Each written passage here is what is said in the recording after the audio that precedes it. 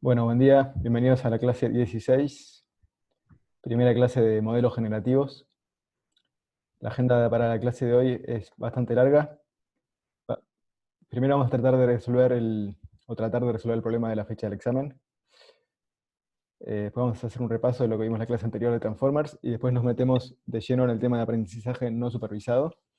Y dentro del aprendizaje no supervisado vamos a ver los modelos generativos, así que son modelos que tratan de modelar la distribución de probabilidad de un conjunto de datos. Y vamos a empezar a ver algunas familias de modelos generativos, que son los modelos autorregresivos, modelos llamados normalizing flows, y los autoencoders variacionales. Con respecto a la fecha del examen, no sé si hay alguien acá de los alumnos de grado que tienen solapamiento con los parciales. Hay un parcial de programación 3 que bueno, se solapa completamente con el examen, así que lo que haríamos sería cambiar la fecha del examen para un día después o de 2 días después, o sea, miércoles 9 o viernes 11. Eh, lo, lo que voy a hacer es mandar un mensaje en el EVA con estas fechas, y si alguno tiene alguna dificultad, que por favor lo comunique, y si no, eh, si todos están libres en esas fechas, sería más o menos a la misma hora de los teóricos. Si todos están libres, entonces decidiremos por alguna de esas dos fechas. ¿Alguno en principio tiene algún problema con alguna de esas dos fechas? Si son a primera hora, por mi parte no, por ejemplo. Si es garantizado, digamos, que son de mañana temprano. Sí, serían dentro de la hora teórico, digamos, entre 8:30 y 10:30. No, lo único es saberlo cuanto antes porque yo ya me había pedido los días de licencia por estudio y los tengo que cambiar ahora. Ah, Pero bueno, solo eso. está. Bueno, entonces, sobre el final de la clase, cuando se haya llegado más gente, vuelvo a hacer la pregunta. Bien, entonces, repaso rápido de la clase anterior. Lo que vimos fue modelos de tratamiento de secuencias de datos. Vimos que había estas tres familias o tres posibilidades para procesar datos secuenciales. Acá lo que tenemos, a diferencia de la imagen, es que a la entrada tenemos una secuencia de elementos de largo arbitrario, ¿sí? Y queremos capturar toda la información de esa secuencia independientemente del largo que tenga. Entonces el primer modelo es el de redes recurrentes, donde íbamos pasando un elemento a la vez y íbamos almacenando en un vector de estado interno todo el contexto, toda la información de esa secuencia. ¿Sí? Esto tiene la desventaja de que tiene este procesamiento secuencial uno a uno cada elemento.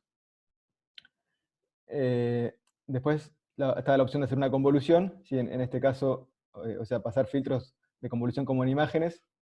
En este caso la ventaja es que se puede hacer en paralelo. La desventaja es que para poder cubrir eh, todo un largo arbitrario de una secuencia, tengo que poner varias capas de filtros convolucionales para que efectivamente el campo receptivo de esa red abarque toda la secuencia de entrada. Y por último vimos los modelos basados en el mecanismo de attention, que lo que hacen es que todas las salidas ven todas las entradas, y con cierto peso que depende de cierta correlación o cierta similitud entre los vectores de entrada en algún espacio aprendido. Y esto hace que al final eh, la salida vea toda la entrada, o sea, pueda extraer información de toda la secuencia de entrada, y tiene la ventaja de que esto sí se puede correr en paralelo, y tiene la desventaja de que el costo en memoria es muy alto, es n cuadrado, porque todas las salidas ven todas las entradas. Bien, ¿qué es entonces en detalle la capa de self-attention? En definitiva, lo que queremos es que para cada secuencia para cada elemento de la secuencia de entrada, tener una representación a la salida que dependa de todos los demás elementos en la secuencia, o sea que eh, incorpore el contexto de la secuencia, ¿sí? Por ejemplo, en el caso de lenguaje, si tenemos una frase que dice esta mañana le di comer al gato, y otra frase que dice hoy usé el gato para cambiar la rueda del auto, bueno, ahí tenemos dos veces la misma palabra, pero el contexto les da significado distinto. Entonces yo quiero que mi representación de la palabra gato dependa de ese contexto. Entonces, una forma de hacerlo es con este mecanismo de self-attention, que está basado en esta idea de tener una especie de tabla donde buscamos con una query, buscamos las keys más parecidas, y nuestra salida es un promedio ponderado de ciertos valores según esas medidas de similitud, ¿sí? Y esas medidas de similitud las obteníamos como productos internos entre los vectores de query y de keys, ¿sí? Ambos venían de multiplicar la entrada por una matriz. Luego a eso le aplicamos el softmax y tenemos valores entre 0 y 1 y que suman a 1, y con esos hacemos la combinación convexa de los valores de salida y obtenemos entonces la salida para cada elemento.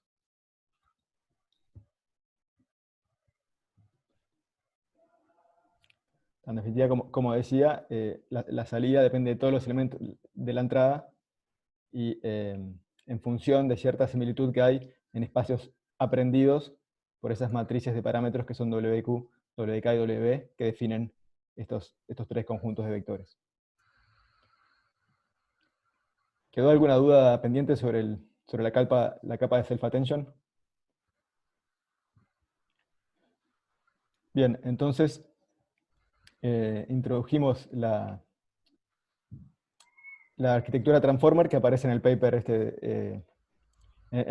un paper de 2017 que se llama Attention is all you need, o sea, para procesar secuencias, básicamente lo que los autores postulan es que alcanza con utilizar el mecanismo de self-attention y nada más, y entonces proponen una arquitectura basada en estos bloques, ¿sí? Donde tengo a la entrada los elementos de mi secuencia, ¿sí? Típicamente representaciones de palabras, y a la salida quiero encontrar representaciones de esos elementos que dependan de los demás elementos en la secuencia.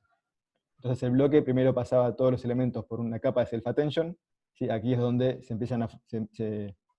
se forman, o sea, donde se comunica la representación de cada elemento con la de los demás elementos. Bueno, luego había unas capas de normalización y una capa totalmente conectada donde se pasaba cada elemento independientemente. La arquitectura transformer en global es la concatenación de varios de estos bloques, ¿sí? En particular hay 6 bloques para la parte del encoder y 6 bloques para la parte del decoder.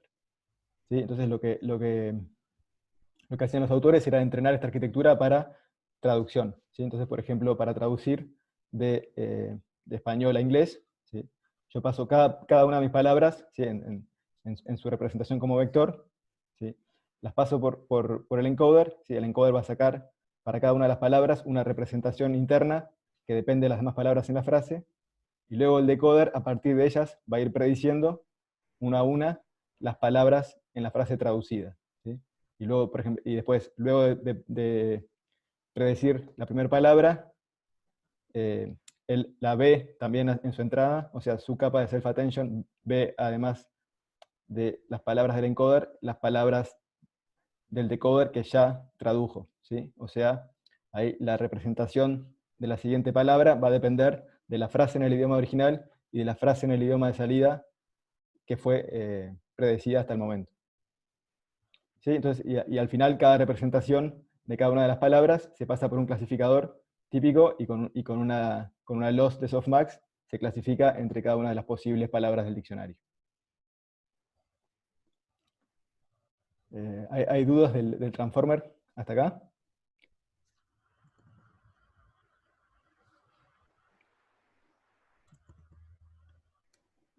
Sí, o sea, básicamente lo que hay que ver es que en definitiva lo que estamos haciendo siempre es agarrar elementos, pasarlos por una red, ¿sí? Esto a la salida nos va a dar un vector de features y ese vector de features lo clasificamos, ¿sí? Antes eran imágenes que pasábamos por una red y el vector de features lo clasificábamos entre posibles clases de imágenes, tipo gato, perro, avión, etc. Ahora lo que tenemos es vectores de features que clasificamos donde las clases son las distintas palabras, ¿sí? Entonces, de esa manera predecimos cuál es la siguiente palabra. Y la otra diferencia con respecto al procesamiento tradicional de imágenes es que ahora estas features, estas descripciones de cada elemento de entrada dependen de los demás elementos que están en la misma secuencia.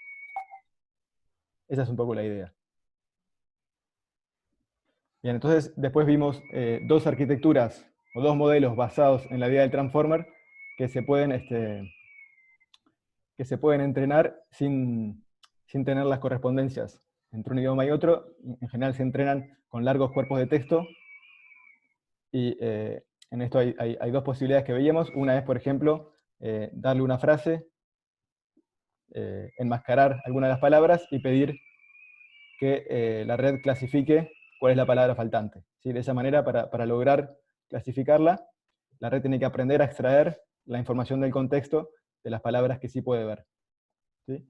Y de nuevo, simplemente es un clasificador que se aplica al vector de feature correspondiente a la palabra que falta, y se clasifica entre las n palabras posibles del diccionario. Ese es el caso de BERT, que es uno de los modelos de lenguajes preentrenados más utilizados. También está el caso de GPT, que es un modelo de lenguaje muy exitoso para generar texto, que se entrena aprendiendo a predecir la siguiente palabra. ¿Sí? Se da una frase hasta cierto punto y se le pide que prediga cuál es la siguiente palabra más probable. ¿Sí? Y así se va, y luego se va muestreando de esa distribución de probabilidad sobre las palabras, y se van formando frases que siguen la distribución del texto real, pero que son inventadas. ¿Sí? Y ambos dos se entrenan simplemente con texto existente, simplemente enmascarando ya sea una palabra del medio o la siguiente palabra que está por venir.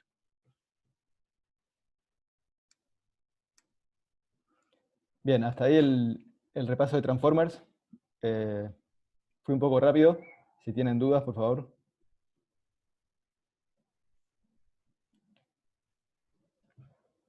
Bien, entonces pasamos a el nuevo tema del curso, que es el aprendizaje no supervisado. Sí, hasta ahora habíamos visto problemas de aprendizaje supervisado, donde tenemos una entrada y a la salida una respuesta correcta o una etiqueta dada para el problema que queremos resolver. Y en particular lo que hacíamos era aprender una función paramétrica que dada la entrada me dijera la respuesta correcta. ¿Sí? Desde el punto de vista probabilístico, esto podemos verlo como que estamos aprendiendo o modelando la probabilidad condicional de esa etiqueta condicionada en la entrada X. En el caso del aprendizaje no supervisado, tenemos solo datos, o sea, solo X, y no tenemos etiquetas. ¿Sí? Entonces, ¿pero qué es lo que podemos hacer en este caso? Bueno, lo que nos va a interesar es tratar de entender la estructura de los datos para ver si podemos extraer información a partir de los propios datos, aunque no tengamos etiquetas que nos digan la respuesta para alguna tarea en particular. Entonces, típicos ejemplos de aprendizaje no supervisado es el clustering, donde la idea es agrupar los datos, si hay grupos o clústeres notorios de los datos, ¿sí? Por ejemplo, el famoso algoritmo de K-means.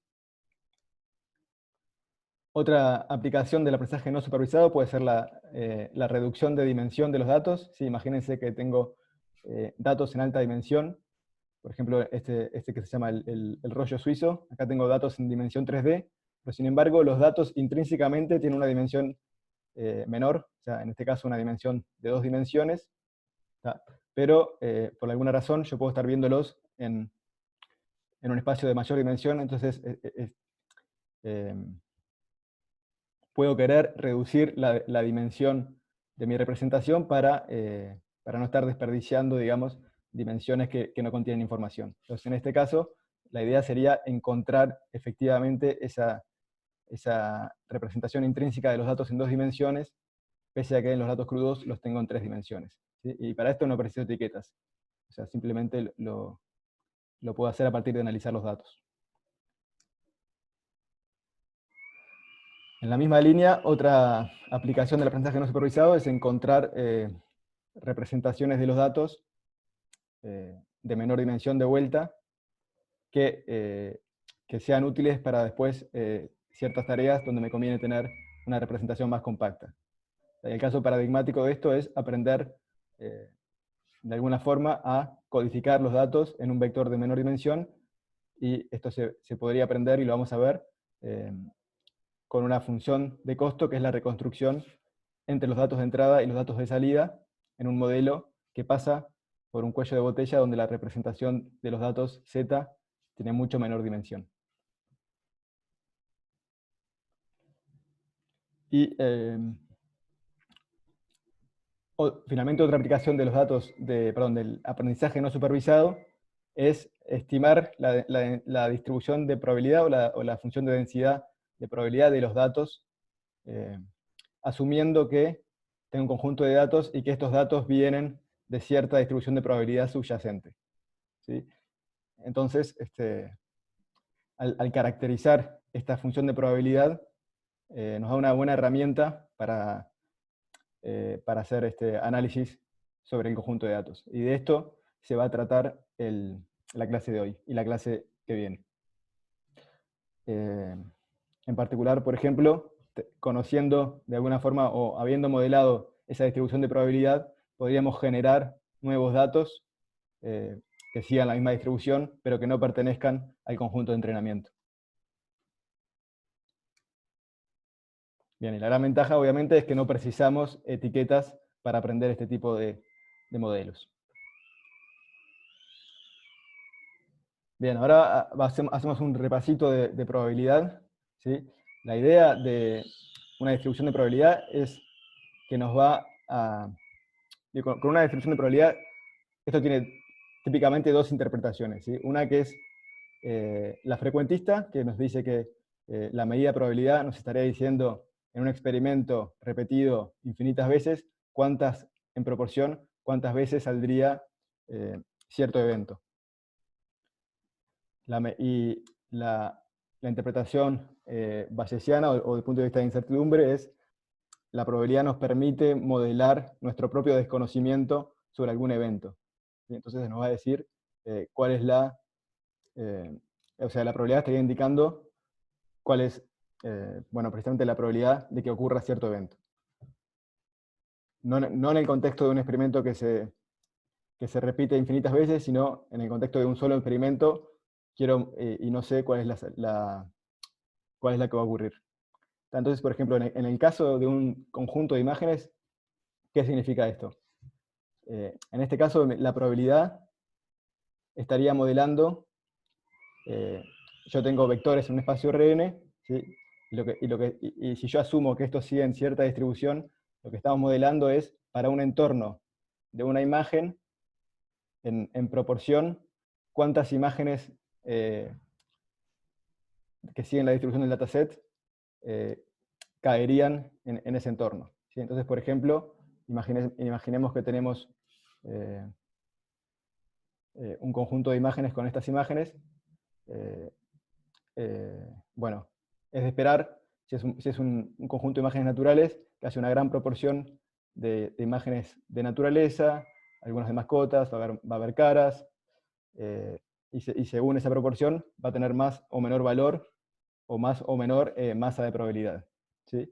Y, por ejemplo, si son imágenes naturales, una imagen de ruido debería tener muy baja probabilidad. ¿Tá? O sea, lo importante es que siempre, obviamente, la probabilidad suma 1, ¿tá? Entonces, lo que estamos haciendo de alguna manera es, tenemos una cantidad de probabilidad que suma 1, y la estamos distribuyendo en el espacio de entrada, en las regiones donde pensamos que los datos son más probables. ¿Se entiende? En definitiva, cuando queremos modelar la distribución de probabilidad en conjunto de datos, lo que queremos hacer es repartir esa masa de probabilidad que tiene que sumar a 1 en el espacio de entrada, de forma tal que los puntos en el conjunto de datos tengan más probabilidad, y los puntos que no veo en mi conjunto de datos tengan baja probabilidad, ¿sí? Obviamente que es un problema mal condicionado, porque yo solo tengo algunos puntos discretos y no tengo una respuesta para qué es lo que pasa en el medio. ¿Se entiende un poco la idea? Sí, se entiende. Bien, bueno, eso es a grandes rasgos el concepto de probabilidad. Luego, para expresarla matemáticamente, típicamente usamos las funciones de densidad de probabilidad. En el caso de variables aleatorias discretas, o sea, donde los eventos pueden tomar solo ciertos valores discretos, usamos la función de masa de probabilidad, que tiene para cada elemento discreto de ese espacio un valor de probabilidad o de masa de probabilidad, y se suman a 1. Y en el caso de variables continuas, que pueden tomar variables continuas, tenemos la función de densidad de probabilidad, que nos está diciendo... bueno, ambas dos siempre nos están diciendo cuál es la probabilidad de que una imagen esté en cierto entorno pequeño del espacio de entrada.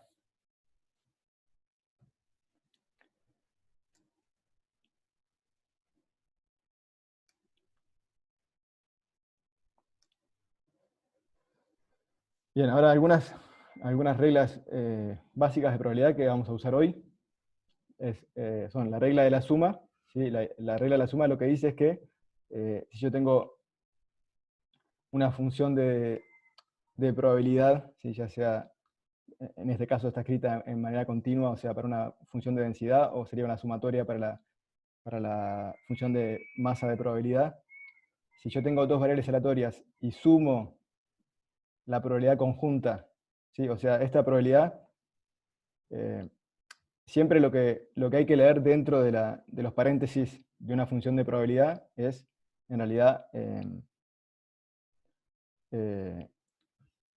siempre hay que tener claro que esto está definiendo algún evento posible, ¿sí? O sea, esto es como una expresión lógica que es o verdadera o falsa. Entonces, cuando escribimos así simplemente p de x, z, estamos en realidad diciendo la probabilidad de que la variable aleatoria x tome el valor x y que cierta variable aleatoria z tome el valor z. ¿Tá? Entonces, si yo tengo dos variables aleatorias y sumo sobre todos los posibles valores de una de ellas, ¿tá? El resultado de esa suma es la probabilidad del evento sobre x. Por otro lado, la regla de producto lo que nos dice es para una probabilidad conjunta, de nuevo, la probabilidad de que x tome el valor x y que z tome el valor z, o más bien que esté en un entorno de esos valores, la puedo escribir como el producto de la probabilidad condicional, o sea, la probabilidad de que x tome el valor x, dado que z tomó el valor z, por la probabilidad de que z tomó el valor z.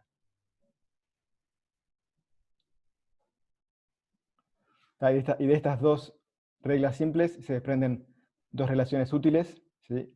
Una es simplemente reescribir la regla de la suma utilizando la regla del producto. ¿Sí? Esto lo vamos a utilizar a continuación porque a veces es más fácil expresar las funciones en esta forma. Y luego está la llamada fórmula de Bayes, que simplemente bueno, acá por simetría, esto se puede escribir también como p de z dado x por p de x. Bueno, igualando esas dos versiones, podemos llegar a la probabilidad condicional de z dado x en función de la probabilidad de x dado z, p de z y p de x. Y esto también lo vamos a usar.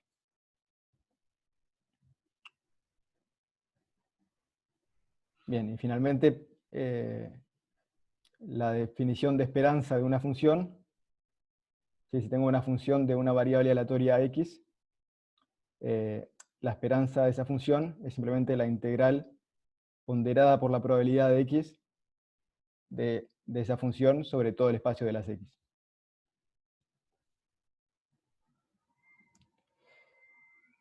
Bien, entonces pasamos a los modelos generativos. ¿Sí? De acá partimos de un conjunto de datos, ¿sí? Por ejemplo, n muestras de datos. Asumimos que estas provienen de cierta distribución real, o de la distribución verdadera, que vamos a llamar p data de x. ¿Sí? Esto de nuevo es una probabilidad que me está diciendo cómo se reparten el espacio de entrada, la masa de probabilidad, o sea, qué tan probable es ver una imagen u otra. Y queremos aprender esa misma distribución. ¿Sí? Y para esto vamos a utilizar típicamente una función paramétrica, y la función de probabilidad que nosotros aprendemos la llamamos p de modelo, y tiene parámetros θ.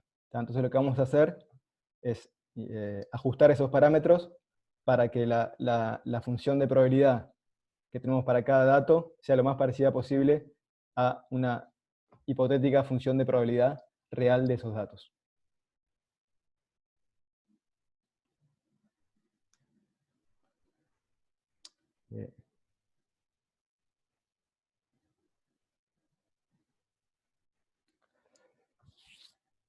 Entonces, típicamente tenemos datos, asumimos que vienen de una distribución real, p data de x,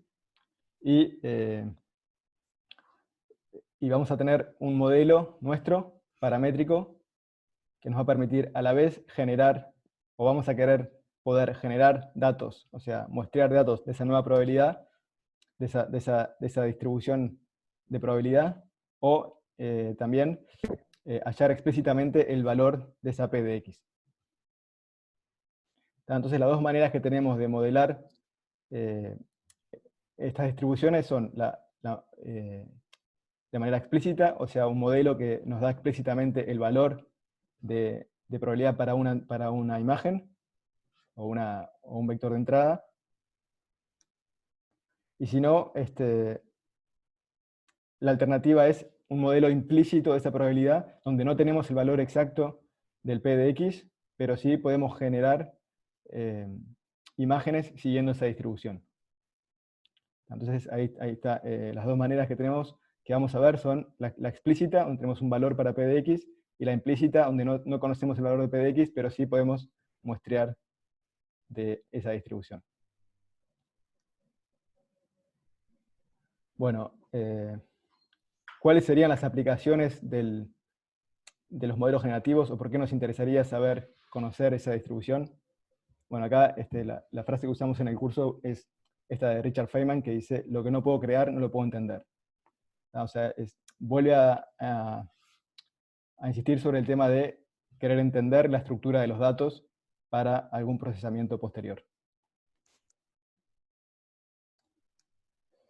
Algunas aplicaciones de modelos generativos. Bueno, hay muchas aplicaciones en modelos generativos condicionales que dada una imagen o una señal de entrada en cierto dominio, quiero generar lo que sería la misma imagen en otro dominio. Entonces, por ejemplo, pasar de un etiquetado semántico de una escena a lo que sería una imagen real con esas etiquetas. En este caso, pasar de un sketch de la fachada de un edificio a una foto de esa fachada, pasar de blanco y negro a color. Bueno, hay muchas aplicaciones en restauración de imágenes, pasar de bordes a fotos, etc. ¿Sí? Esta es una aplicación súper popular que se llama Pix2Pix, apareció en 2017. Bueno, es todo un área de investigación, hacer modelos generativos para generar datos a partir de otros datos, con cierta particularidad en común. Se pueden usar en audio también, o sea, un caso muy popular es el de WaveNet, es un modelo generativo basado en redes neuronales que se usa para generar voz humana. Esto en la práctica se usa en los dispositivos de Google, cuando uno habla con el asistente virtual. Bueno, el algoritmo que está atrás de esa voz artificial es un algoritmo, es un modelo generativo basado en redes neuronales que se llama WaveNet. Lo vamos a ver un poco más en detalle ahora más adelante. Puede servir para detectar outliers. Si yo entrené, por ejemplo, en un problema de clasificación, entrené para clasificar entre dos clases, y supongamos que me llegan nuevos datos que no pertenecen a ninguna de las dos clases, yo querría poder decir, bueno, estos datos no pertenecen a ninguna de las clases para la que yo fui entrenado, ¿sí? Para eso, si tenemos un modelo de la probabilidad de los datos de entrenamiento, bueno, ahí fácilmente podríamos decir, bueno, este nuevo dato, por ejemplo, estos datos que están en estrellas, están en una región de muy baja probabilidad, entonces es poco probable que pertenezcan a la clase, a las clases de los datos de entrenamiento. Esta es una aplicación súper importante, porque, o sea, muchas veces las redes neuronales se entrenan para clasificar entre tantas clases, y cuando le pones algo que no es ninguna de esas clases, te da una predicción con mucha confianza que en realidad está mal.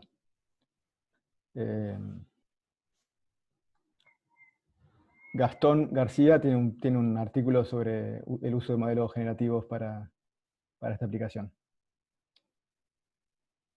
Te hice un poco de propaganda ahí, Gastón. Bueno, muchas gracias. Bien.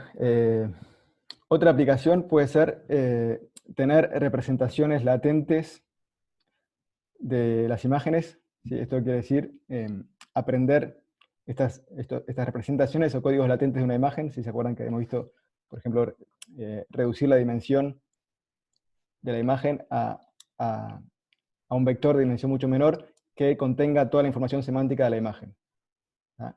Y si en esta representación yo tengo desacoplados los factores de variación de la imagen, yo podría modificar, modificando ese vector, modificando los atributos de la imagen a la salida del modelo. ¿Sí? Y esto es lo que hacen en este artículo extremadamente reciente de modelos generativos, GANs, que vamos a ver la clase que viene, ¿sí? Las redes generativas adversarias, en donde, además de tener una red generativa que genera caras, estas son caras falsas, de muy alta calidad, los autores logran identificar dentro del vector latente que se le pasa a la red. O sea, esto lo vamos a ver la clase que viene, pero los algoritmos de redes generativas adversarias toman a la entrada un vector de ruido y conviertan ese vector de ruido en una imagen real. Bueno, los autores de este paper además logran controlar, mediante ciertas dimensiones de ese vector, atributos de la imagen generada, por ejemplo, la edad de la persona, el color del pelo, el género, etc. Entonces, otra de las aplicaciones de los modelos generativos puede ser precisamente encontrar representaciones de las imágenes donde cada componente de la representación tenga un sentido semántico.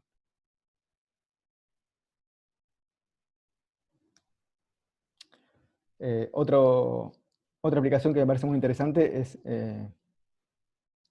para obtener modelos de la dinámica del mundo y luego usarlos para hacer control. ¿Sí? Por ejemplo, en este artículo, que también es de este año, los autores entrenan un modelo generativo que aprende sobre secuencias de frames de juegos de Atari. Entonces aprende un modelo de cómo es la dinámica de ese mundo en los juegos de Atari. Entonces, de esa manera saben, por ejemplo, cuál es la probabilidad de pasar de cierto estado del juego a cierto otro estado del juego. Y con esa información pueden, sobre esa información, aprender un controlador que tome las mejores decisiones para pasar a los estados más favorables.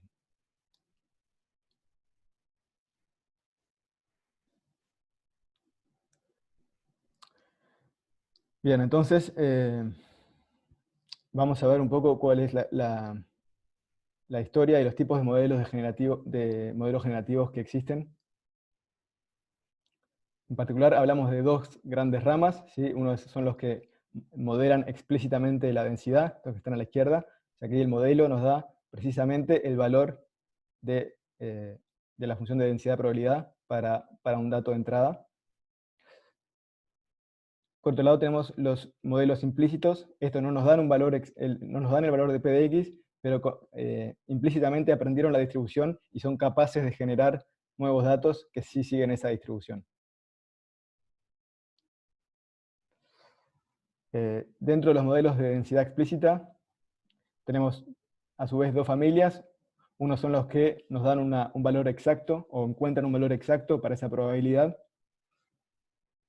Y ahí vamos a ver los modelos autorregresivos y los modelos tipo normalizing flows. Y luego tenemos modelos que no utilizan un valor exacto de la probabilidad, sino que la aproximan para que quede un problema más fácil de tratar.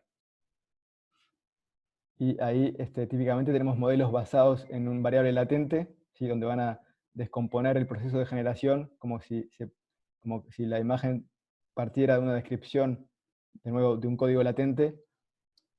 Y eso, bueno, esto lo vamos a ver, hace un poco más fácil el modelo. Después hay otros modelos tipo cadena de Markov, como las máquinas de Boltzmann, que son modelos clásicos que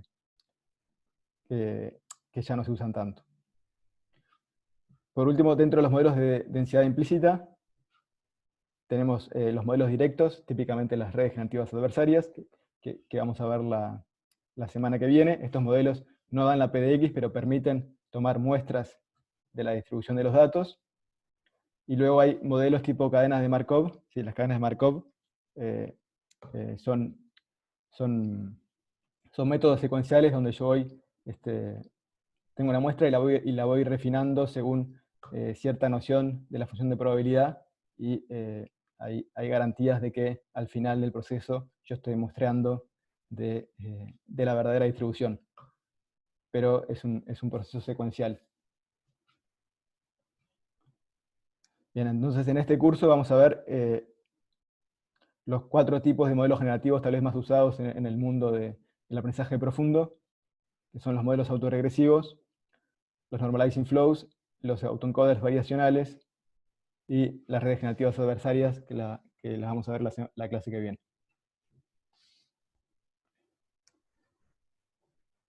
Bien, entonces empezamos con los modelos de densidad explícita exacta. ¿Sí? O sea, son modelos que nos dan la probabilidad para cada valor de entrada, nos pueden dar el valor exacto de la probabilidad.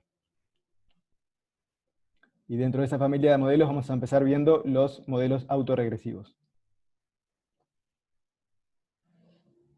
La idea es modelar la estadística de las imágenes. ¿Sí? ¿Esto qué quiere decir? Modelar cuál es la probabilidad de los valores de cada píxel. Entonces, la forma que trabajan estos modelos autorregresivos, bueno, tenemos la imagen X, ¿tá? Que tiene n cuadrado píxeles, y queremos modelar la probabilidad de todos esos valores en conjunto. ¿Sí? O sea, cuál es la probabilidad, por ejemplo, de observar una imagen que el primer píxel valga tanto, que el segundo píxel valga tanto, que el tercer píxel valga tanto, y así hasta el último píxel. Bueno, la idea es descomponer esta probabilidad conjunta utilizando la regla del producto. ¿Sí? ¿Se acuerdan? La regla del producto era la probabilidad conjunta de dos variables. Es la probabilidad condicional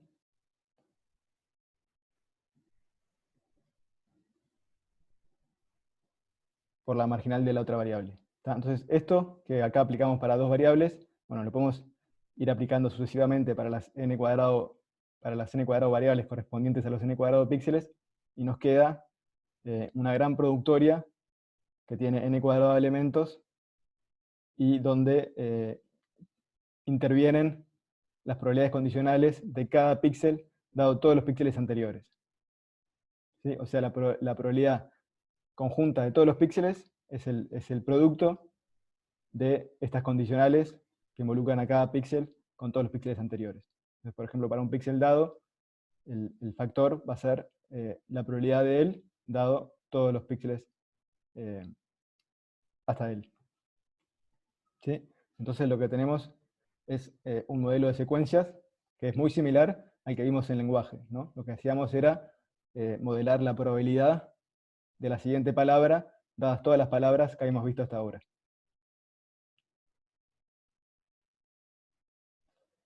Bien, entonces queremos predecir un píxel, dado todos los píxeles generados, o en el caso de palabras, era predecir una palabra, dada todas las palabras ya generadas. Bueno, claramente ahí el primer modelo que se nos viene a la cabeza es el de red recurrente,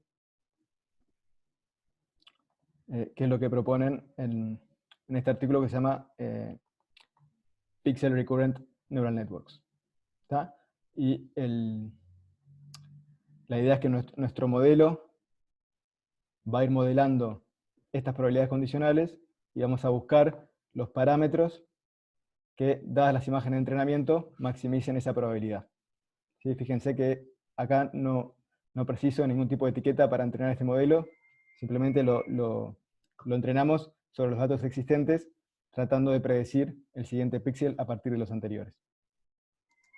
Perdón, José, serían recurrentes porque son secuencias más bien, ¿no? Claro. Efectivamente, acá tenemos secuencias para cada, o sea, para cada píxel, la secuencia de píxeles anteriores, esto va a ir variando en longitud. Entonces, efectivamente, una red recurrente es el modelo más apropiado.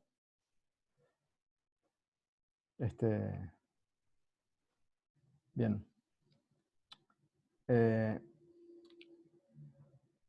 Como decía, hay una similitud muy grande con la predicción en lenguaje natural, ¿no? Acá, solo que acá en vez de palabras estamos considerando valores de píxeles. Típicamente las imágenes, los valores de píxeles tienen 256 posibles valores, ¿sí? Sería como tener un diccionario de largo 256. Entonces, cada una de esas distribuciones de probabilidad que aparecían acá es una distribución de probabilidad discreta sobre 256 posibles valores. Acá tenemos, por ejemplo, una gráfica de lo que podría ser esa posible distribución de probabilidad. En este caso es una función de masa de probabilidad porque es una variable aleatoria discreta. ¿Tá? Entonces supongamos que empezamos por el primer píxel y mi modelo de imágenes, ¿sí? Después de haber visto varias imágenes naturales y haber aprendido, lo que aprendió es que la distribución, la estadística del primer píxel sigue esta distribución. ¿Tá? Y luego, para el segundo píxel voy a tener la probabilidad del valor del segundo píxel dado el primer valor del píxel. Esta es otra distribución sobre los 256 posibles valores que está condicionada por el primer valor que salió en el píxel 1. ¿Sí? O sea, esto va a cambiar según cuál es el valor que salió en el píxel 1. Y así sucesivamente. ¿Sí? En cada píxel tengo una distribución de probabilidad que depende de los valores que salieron hasta entonces. Bien, entonces en el artículo lo que proponen los autores es modelar este problema secuencial con una LSTM, la red recurrente que vimos al final de la clase de redes recurrentes. Y bueno, como siempre las redes recurrentes tienen un estado interior, un estado interno, perdón, H, y la predicción se va a dar a partir del estado interno y el último píxel. Ahí típicamente lo que se propone es ir generando píxeles abajo a la derecha a partir de los píxeles que ya se observaron. Y de esta forma se va recorriendo toda la imagen y al mostrarle imágenes naturales, la red va aprendiendo cuál es, o va modelando esta probabilidad del píxel actual dado los píxeles anteriores. Bueno, en el paper se proponen un par de variantes que tienen que ver un poco con el orden en el que se recorre la imagen. ¿Sí? Una es row LSTM, que va fila por fila, otro es LSTM bidireccional, que va, como está en la figura, para el costado y para abajo. El gran problema que tienen es que la generación es muy lenta porque es píxel a píxel. ¿Sí? Yo primero tengo que, a partir de la distribución de probabilidad del primer píxel, sorteo un valor, luego con la probabilidad condicional para el segundo, sorteo un nuevo valor, con la probabilidad condicional para el tercero, sorteo un nuevo valor, y así sucesivamente. ¿Sí? Entonces tengo que ir secuencia por secuencia, elemento por elemento, secuencialmente, prediciendo valores. Este es el mismo problema que vimos al principio de esta clase que tienen las redes recurrentes, ¿sí? que no puedo zafar de ese procesamiento secuencial elemento a elemento. Obviamente en una imagen natural, una imagen normal de cientos de píxeles por cientos de píxeles, esto es tremendamente lento.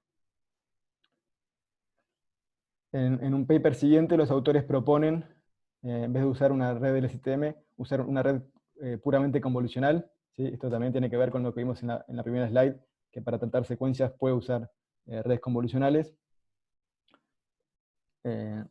Acá la idea es, como siempre, dado los píxeles que ya predije, predecir la distribución sobre el píxel actual. Y lo que hacen para usar una red convolucional es aplicar filtros enmascarados, o sea, asegurarse que la red convolucional solo puede ver las partes de la imagen que ya predijo.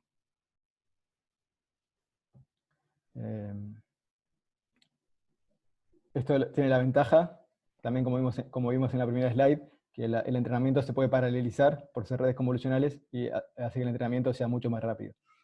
Sin embargo, la generación sigue siendo píxel a píxel, porque yo, dado el contexto actual, calculo la nueva distribución y sorteo un valor de píxel sobre la nueva distribución.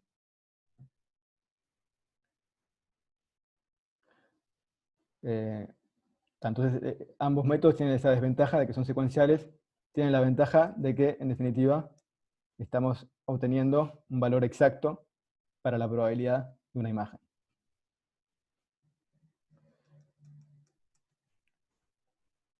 Bien, estos son algunos ejemplos de imágenes que obtenían los autores en ese paper al muestrear secuencialmente sobre los valores de píxeles de la imagen. ¿Sí? Esto lo pueden ver como si, en paralelismo con el caso de generación de texto. ¿Sí? Acá, dado ciertos, en este caso, perdón, las palabras venían a ser los valores del color de cada píxel, y dado ciertas palabras o ciertos píxeles ya generados, genero lo siguiente. Esto tiene una muy linda aplicación que es completar una imagen que, por ejemplo, tengo solo hasta la mitad, ¿sí? Que es exactamente la misma aplicación que el autocompletado de texto. Entonces, si tengo un modelo que va, por ejemplo, de arriba hacia abajo, le doy la mitad de la imagen, y el modelo, según qué muestreó, qué sorteó en cada píxel, da distintas posibles, ¿cómo se dice? Distintos posibles completados de esa imagen. Si esto, como si un predictor de texto me diera posibles autocompletados de una frase.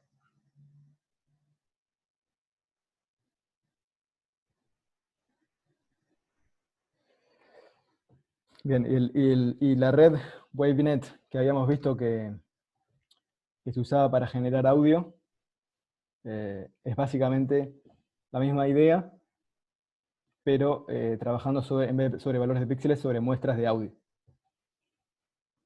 Y lo que proponen los autores es usar una red convolucional también para procesar las muestras de audio, y en particular usan algo que se llama convoluciones dilatadas, ¿sí? Donde hay 4 capas, por ejemplo. La primera capa ve todos los píxeles, la segunda capa se saltea de a 1, la tercera capa va de 4 en 4, la cuarta capa va de 8 en 8. Esto hace que con menos parámetros la red tenga un campo receptivo efectivo mucho más largo. Esto es en particular súper importante para audio, ya que en general las muestras de audio tienen muchísimas muestras, valga la redundancia. ¿Sí? Por ejemplo, si quisiéramos tomar algo razonable que sería audio a 20 kHz, tendríamos 20.000 muestras por segundo. Obviamente es muchísima información para una red neuronal, entonces ese problema los autores lo atacaban utilizando estas convoluciones dilatadas que usan menos pesos, pero logran ver más contexto.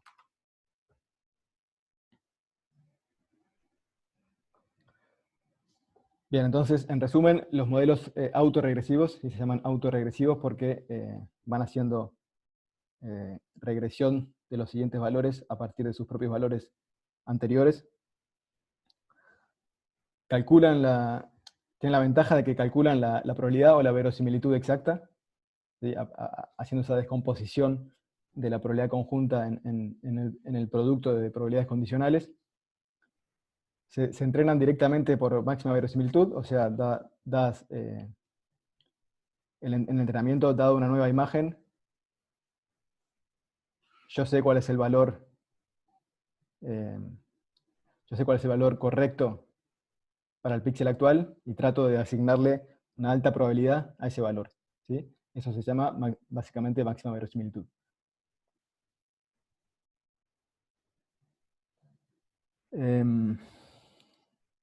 Las muestras que generan para imágenes chicas son de buena calidad en general.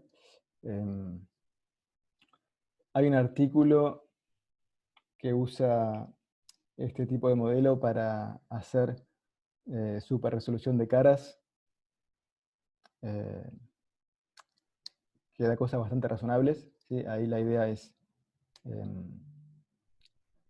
de nuevo, usar un modelo condicional, solo que ahora está condicionando la imagen de alta resolución en una imagen de baja resolución, pero usa un poco la misma idea. Después se los paso.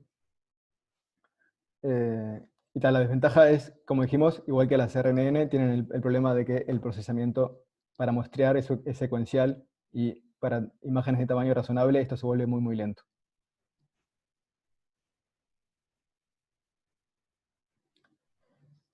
Bien, ¿hay alguna duda hasta acá de modelos autorregresivos?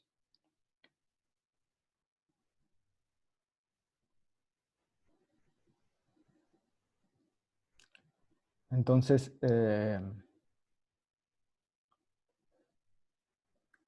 voy a pasar al segundo tipo de modelo generativo que vamos a ver hoy, que también es un modelo de densidad explícita exacta, que se llaman en inglés normalizing flows, o flujos normalizantes. Ya vamos a ver por qué, de dónde viene el nombre. Bien, acá la idea es usar la regla del cambio de variable en probabilidad. ¿Sí? Imagínense que tenemos una variable aleatoria z y una variable aleatoria x que están relacionadas por una cierta función. ¿Sí? Por ejemplo, mi variable aleatoria x es una función de z.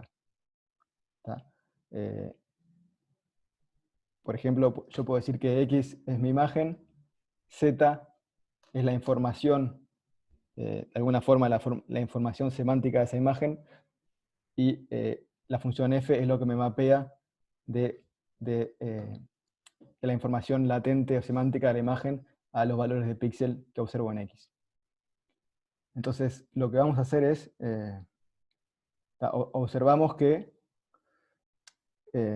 veámoslo en la gráfica, yo tengo mi variable aleatoria z, le aplico cierta función y me da la variable x. ¿Tá? Entonces, ¿cómo se relaciona la probabilidad sobre z y la probabilidad sobre x? Bueno, lo que vemos es que la probabilidad de caer en cierto entorno de z tiene que ser igual a la probabilidad de caer en el entorno equivalente en x. Entonces, esta fórmula simplemente viene de decir eso, ¿no? Que la masa de probabilidad que hay en un entorno de z tiene que ser igual a la masa de probabilidad que hay en el correspondiente entorno de x, según la función que mapea de z a x. Entonces, expresado matemáticamente, esa masa de probabilidad es simplemente el valor de la probabilidad por el ancho de un intervalo infinitesimalmente chiquito. ¿Tá? Y la probabilidad que tengo de caer ahí tiene que ser la misma probabilidad de que x caiga en el segmento correspondiente. ¿Tá? Entonces, esa probabilidad tiene que ser igual, la probabilidad en un intervalo chiquito de z tiene que ser igual a la probabilidad en el intervalo correspondiente de x. Y luego despejando, me queda que puedo expresar la probabilidad en el espacio x como la probabilidad en el espacio z por la derivada de la transformada. En este caso me va a quedar la transformada inversa. ¿Sí? Acá siempre estamos hablando de funciones biyectivas o invertibles, entonces tengo una función que pasa de z a x, pero también tengo la función inversa que pasa de x a z. Entonces, en definitiva, me queda la probabilidad en el espacio x es igual a la probabilidad en el espacio z del inverso de x por la derivada de esa función inversa. ¿Cuál es la gracia de hacer todo esto? Es que, en general, vamos a tener que la probabilidad sobre nuestro espacio de imágenes x va a ser muy difícil de modelar, pero la probabilidad, podemos tomar un espacio auxiliar z, donde esta probabilidad vamos a asumir que es muy simple. Entonces, esta fórmula nos va a quedar relativamente simple. Y vamos a buscar trabajar con funciones que mapeen del espacio simple al espacio de imágenes, que también tengan derivadas relativamente simples. Entonces, este esta cantidad, que es la probabilidad en el espacio de imágenes, que puede ser arbitrariamente complicada, la descomponemos en dos cosas que son más simples de manejar. ¿Quedó claro hasta ahí?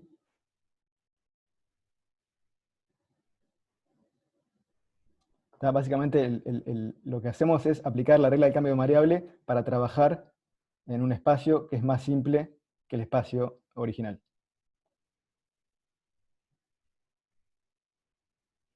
Bien, ahora la complico un poquito más introduciendo la misma idea para variables aleatorias de multivariadas, ¿no? Que es, por ejemplo, el caso de imágenes. Acá la relación es similar, ¿sí? También tengo que la masa de probabilidad en un espacio tiene que ser equivalente a la masa de probabilidad cuando transformo ese espacio. Y en el caso de funciones multivariadas, en vez de aparecer la derivada, ¿sí? Lo que vimos antes, la derivada entre vectores es el jacobiano. Y en particular aparece el determinante de ese jacobiano, ¿sí? El jacobiano es la derivada de todos los elementos del vector con respecto a todos los elementos del vector de entrada. El determinante de jacobiano, en cierta manera, nos está diciendo cuánto varía el volumen en cada una de las direcciones del espacio, ¿sí? Es similar a la derivada en una dimensión, pero acá está considerando todos los cambios de volúmenes en todas las direcciones del espacio. Pero en definitiva, tenemos la misma idea, que es, vamos a expresar una probabilidad que puede ser complicada en una probabilidad en un espacio Z que vamos a tratar de construir para que sea simple, por el valor absoluto del determinante de jacobiano, que el determinante de jacobiano de la función inversa que pasa de x a z. Lo que vamos a tratar de hacer es trabajar en Z en un espacio simple y usar funciones para pasar de un espacio al otro que sean suficientemente simples como para que este término, el determinante en jacobiano, me quede accesible. ¿Se entiende más o menos la idea?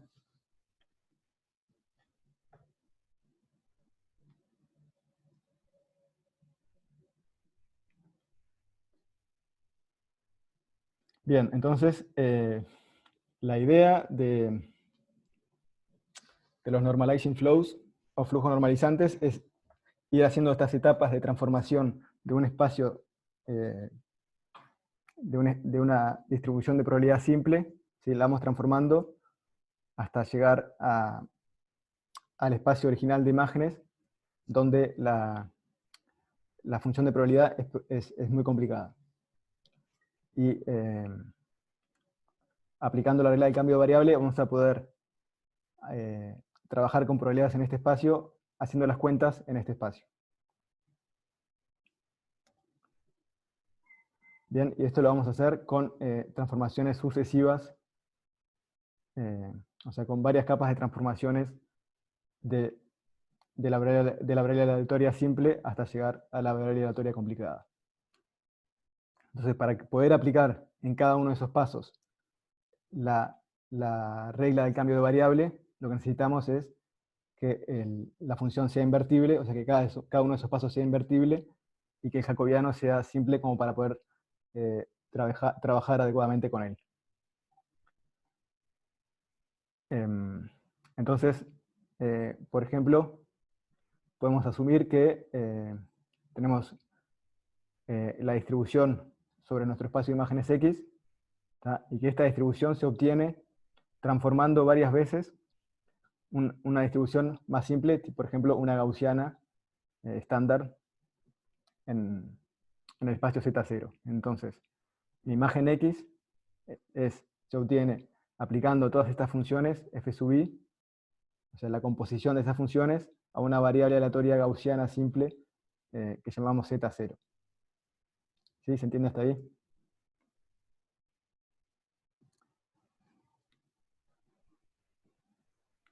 Bien, entonces,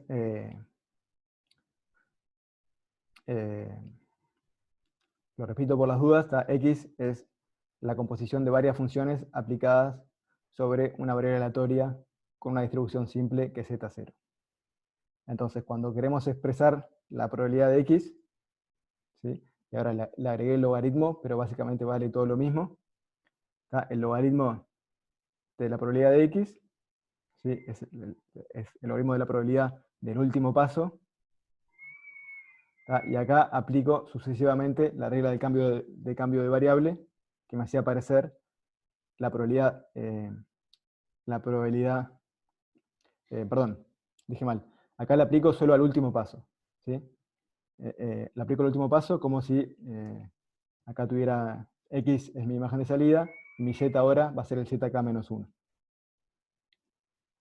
Se la aplico al último paso y me queda la probabilidad en el zk-1 más el determinante del jacobiano de la función inversa. Bueno, y acá le apliqué el logaritmo, pero eso lo único que hace es cambiar las multiplicaciones por sumas. Entonces ahora simplemente le apliqué la regla del cambio de variable al último cambio de variable que hicimos antes de llegar a x. Y acá aparece el determinante del jacobiano de la última función que le apliqué en esta cadena de funciones.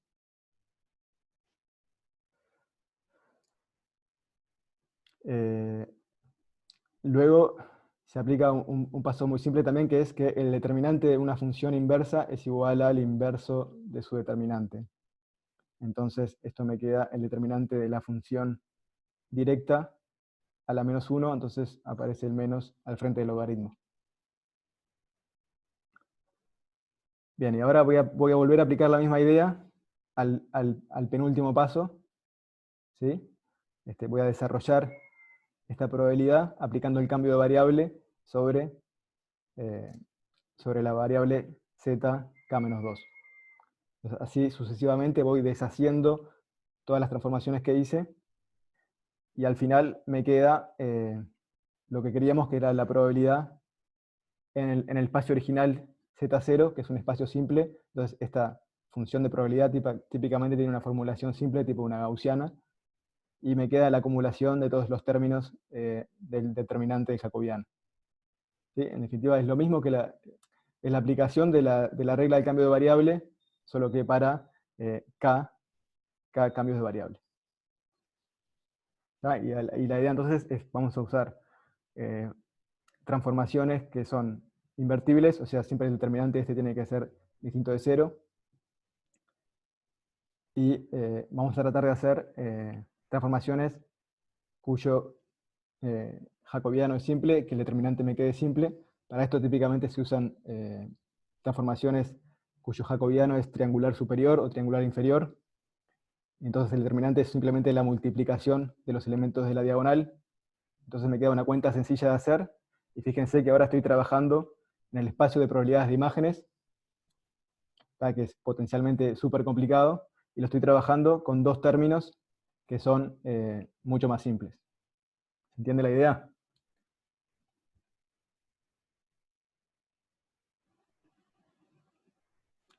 Y entonces está la probabilidad, la P0 es una gaussiana simple, por ejemplo, y el término de los determinantes yo lo controlo según qué tipo de funciones paramétricas utilicé en cada uno de los pasos. ¿Sí? En definitiva, en un normalizing flow lo que va a hacer es aplicar capas de redes neuronales invertibles en cada uno de esos pasos.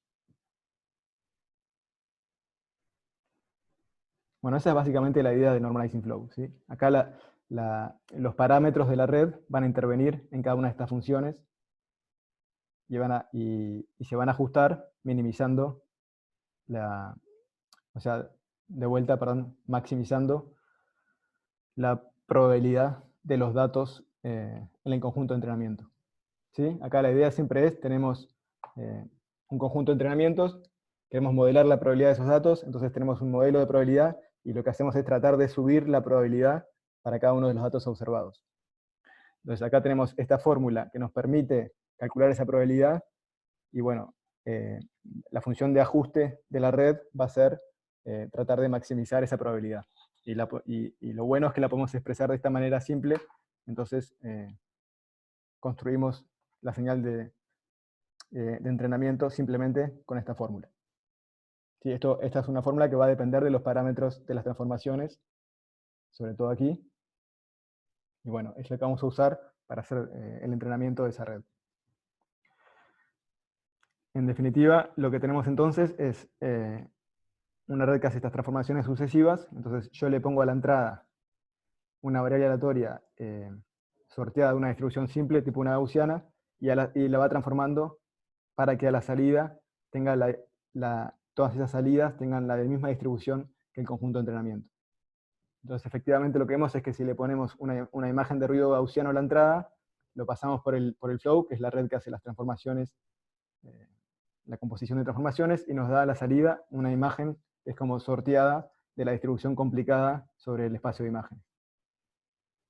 Y a la vez se puede hacer el proceso interno. Yo le puedo dar una imagen, y como todos estos pasos son invertibles, yo le doy una nueva imagen, y pasando hacia atrás, me va a dar un punto en el espacio, digamos, un punto en este espacio simple, y sobre ese punto puedo calcular la probabilidad, que es simplemente aplicando la fórmula de la gaussiana. Entonces, dada una imagen de entrada, el mismo modelo me da la probabilidad exacta para esa imagen. Perdón, José, pero ahí Z tiene la misma dimensión que la imagen, parecería. Buena pregunta, sí. Z siempre tiene que tener, en este caso, es una de las ventajas de estos modelos, que son muy pesados porque, efectivamente, como la función tiene que ser invertible, no Claro. puede haber creación y destrucción de información. Entonces, la dimensión de Z es igual a la dimensión de la imagen.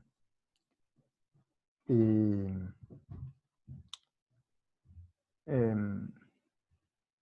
solo que mucho más fácil trabajar acá porque son simplemente variables gaussianas. Entonces, sí, a la entrada se le da un ruido gaussiano que tiene el mismo tamaño que la imagen. Estos son ejemplos de un modelo que se llama GLOW, que es, creo que es el estado del arte en Normalizing Flows, y hace generaciones bastante buenas.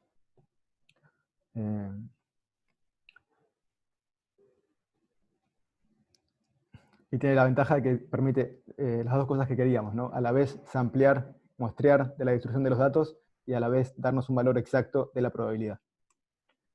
En resumen, los Normalizing Flows también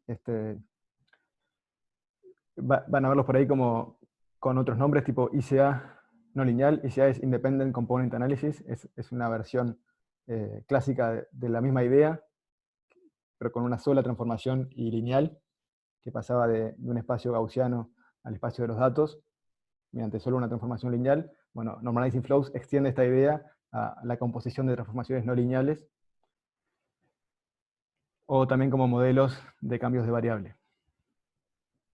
O sea, se entrenan directamente por máxima verosimilitud, usando la fórmula de la probabilidad, y tratando de que mi modelo le asigne mayor probabilidad a los datos. El desafío desde el punto de vista de la arquitectura es encontrar transformaciones que sean invertibles y cuyo jacobiano sea fácil de calcular. En particular, el determinante jacobiano sea fácil de calcular. Como decía, si el jacobiano es una matriz triangular, el determinante es simplemente la multiplicación de los elementos de la diagonal.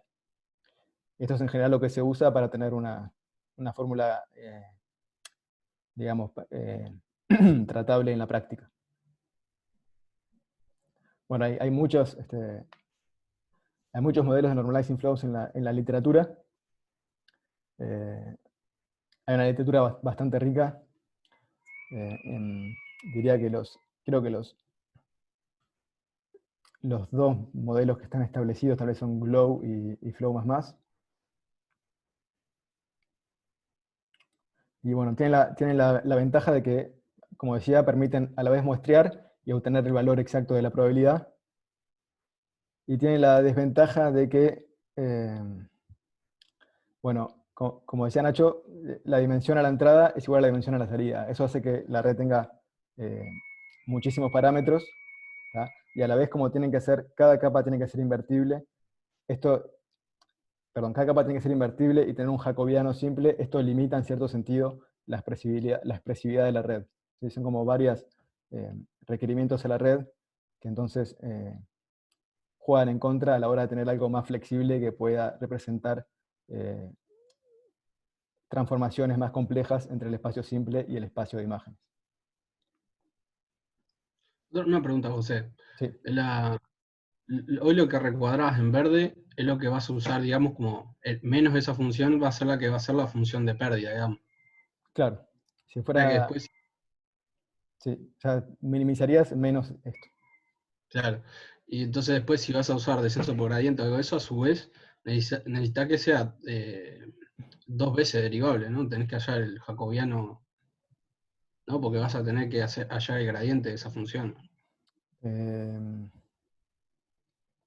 sí, o O sea, sea, este mismo más. jacobiano, o sea, en este jacobiano van a aparecer los parámetros y eh, está bien. O sea, luego así sí tiene, o sea, dentro, el jacobiano en sí tiene que ser diferenciable con respecto a los parámetros, sí. Claro. Sí, buena aclaración.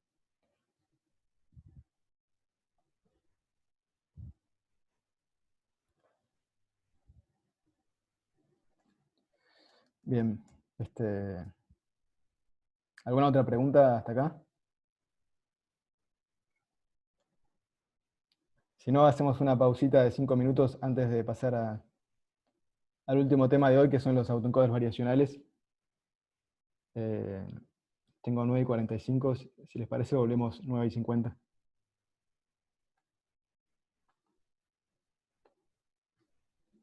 Como siempre, si tienen alguna duda, nos podemos quedar discutiendo.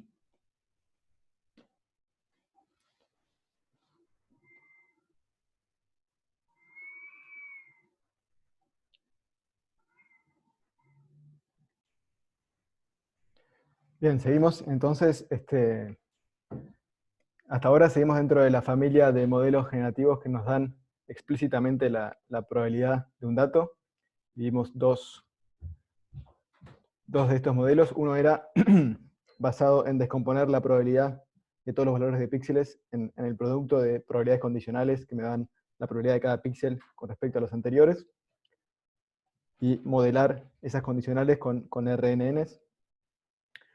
El otro modelo de Normalizing Flows lo que hacía era aprovechar la regla del cambio de variable para poder operar sobre la probabilidad en el espacio de imágenes, que es un espacio complicado, pero operando en un espacio más simple y teniendo en cuenta todas las transformaciones que se hacen para pasar de un espacio al otro.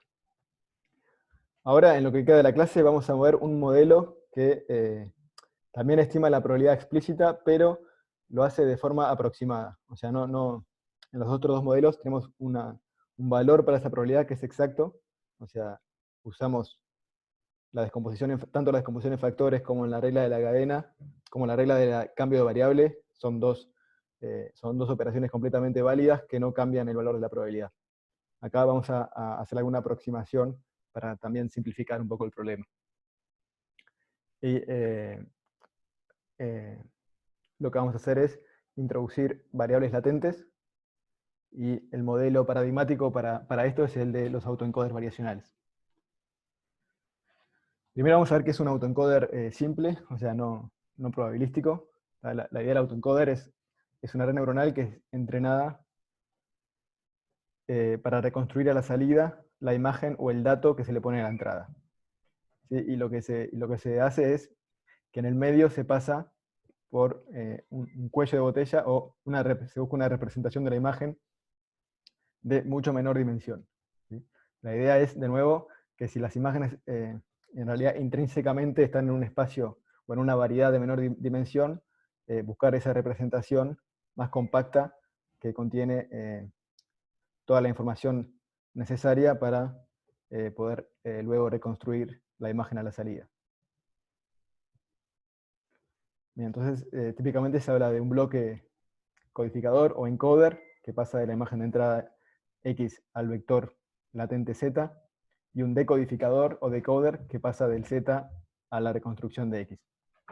¿Sí? Si la compresión fuera perfecta, la salida X techo sería igual a X.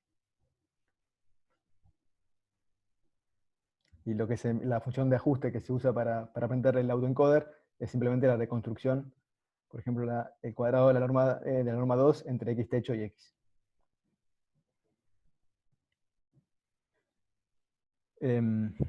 Entonces la idea, como decía, es que esta este código o vector latente Z capture la información relevante que necesita la red para reconstruir la imagen de la entrada. ¿Sí? Y luego, si verdaderamente este vector está resumiendo la información de la imagen, yo podría usarlo para hacer tareas sobre ese vector, por ejemplo, hacer clasificación o algún otro tipo de aprendizaje supervisado sobre ese vector que es más compacto y contendría la misma información que contiene toda la imagen.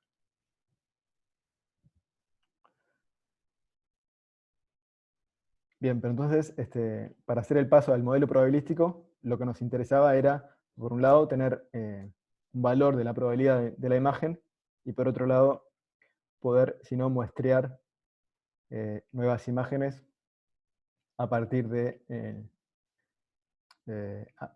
siguiendo la distribución del conjunto de datos de entrenamiento. Entonces, con el autoencoder tradicional, como lo vimos hasta ahora, puedo generar nuevas imágenes tomando, por ejemplo, muestras del espacio latente y pasándolas por el decoder. ¿Qué les parece?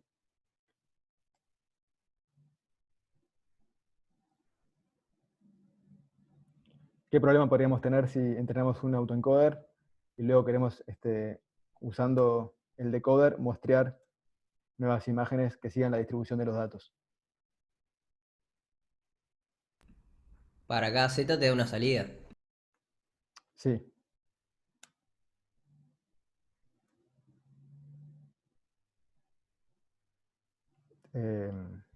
¿Nadie más se anima a decir algo? Bueno, en principio el problema que vamos a tener es que no tenemos no impusimos ninguna estructura sobre ese espacio latente de Z, ¿no? Entonces, no sabemos qué tipo de valores inventar en Z para generar nuevas imágenes. Entonces, la idea del autoencoder variacional es que va a imponer algo de estructura probabilística sobre esta arquitectura. En definitiva, vamos a controlar la distribución sobre este código latente.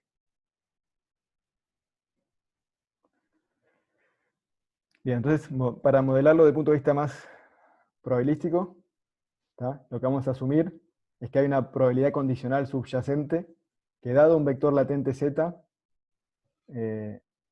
hay una probabilidad condicional que me dice cuál es la probabilidad de la imagen X dado ese vector latente Z. ¿Tá? Entonces, por ejemplo, la idea es que, como siempre, el vector latente Z captura o resuma información de la imagen, y en particular, por ejemplo, cada uno de los elementos del vector Z podría estar, de alguna manera, codificando los factores de variación en la imagen. ¿Sí? O sea, supongamos que hay solo un número limitado de factores de variación que influyen en la generación de imágenes en el dataset. Por poner un ejemplo bien simple, imagínense que yo voy a la Rambla todos los días y saco fotos, siempre en el mismo lugar, a distintas horas del día. ¿Tá? Entonces, cuando yo vea ese conjunto de entrenamiento, va a haber un factor de variación que va a ser la hora del día. ¿Tá? Y el resto de la imagen va a ser todo más o menos igual, y o sea, el único factor que introduce una variación es ese factor hora del día. ¿Tá? Entonces, la idea es que Z estaría resumiendo todos los posibles factores de variación que habría en un conjunto de imágenes. Y asumimos que tenemos un modelo probabilístico que me da la probabilidad, o sea, cómo se verían las nuevas imágenes cuando yo fijo valores para esos factores de variación. O sea, cómo es la probabilidad de X dado un valor fijo de Z. Y luego vamos a asumir que esos valores, esos factores de variación Z, o esos códigos latentes Z, tienen cierta distribución probabilística también, y vamos a asumir en general una función, una distribución muy simple para los valores de Z. Por ejemplo, podría asumir, en el caso del ejemplo de la Rambla, podría asumir que, por ejemplo, que saco las fotos en intervalos uniformes o con cierta distribución gaussiana, por ejemplo. En definitiva, estamos modelando cuál es la distribución de los factores de variación que influyen en la generación de imágenes que hay en el dataset.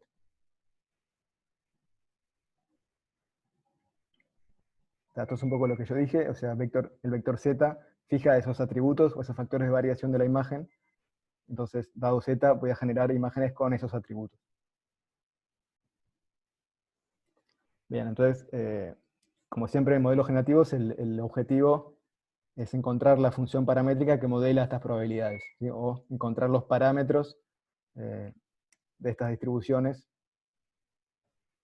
para que se aproximen lo más posible a lo que está representado en un conjunto de datos, ¿sí? Y en particular no tenemos acceso a los valores de esos códigos latentes o de esos atributos, ¿sí? Esto también tenemos que aprenderlo junto con el modelo.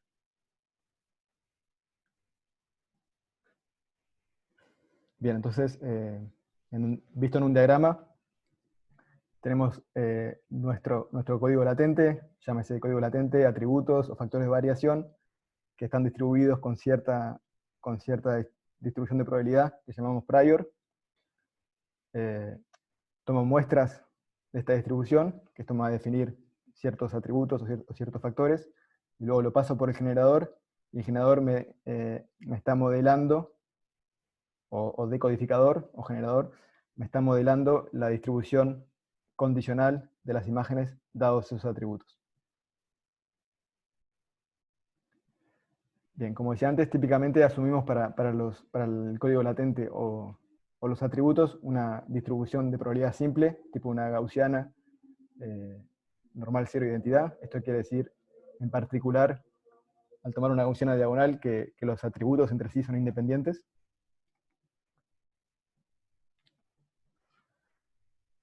Y para la probabilidad condicional de la imagen dados los atributos, asumimos que hay que es una probabilidad, que es digamos, una distribución compleja y que la vamos a aproximar con una red neuronal. En particular, en el caso de los autoencoders, vamos a asumir que esa probabilidad condicional es gaussiana, pero la media y la gaussiana, la media y la covarianza se obtienen con una transformación no trivial del vector de entrada z. ¿Sí? Esa transformación no trivial es la que va a encontrar la red neuronal, el decoder. ¿Sí? O sea, el decoder a la salida me va a dar los parámetros de una gaussiana, de la cual que representa la distribución condicional de x dado z. Y los parámetros de una gaussiana son siempre la media y la covarianza.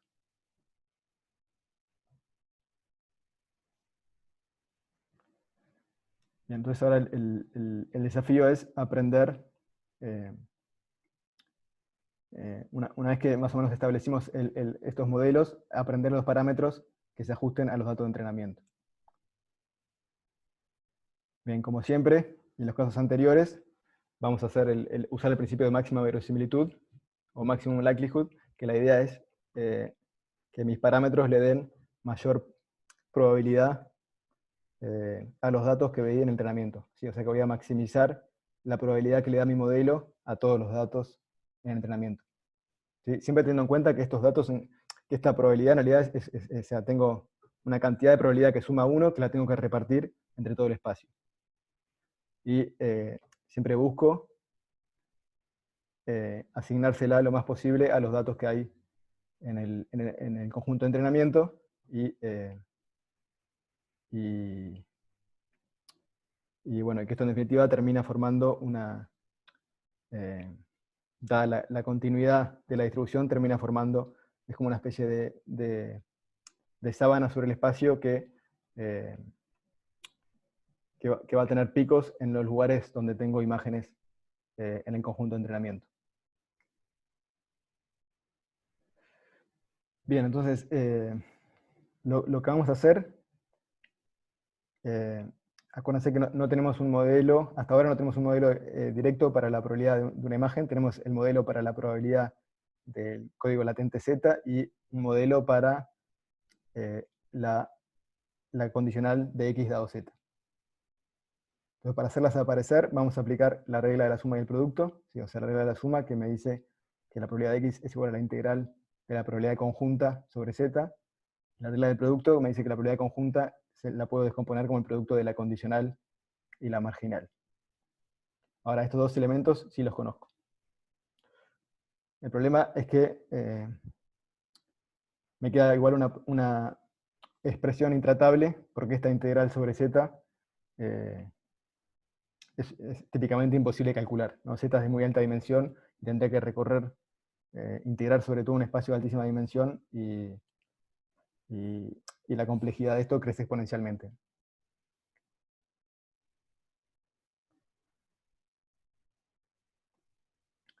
Bien, entonces vamos a ver cómo atacar el problema. En resumen, asumimos una distribución sobre los códigos latentes que hay subyacentes en las imágenes, muy simple, o sea, gaussiana, con dimensiones independientes.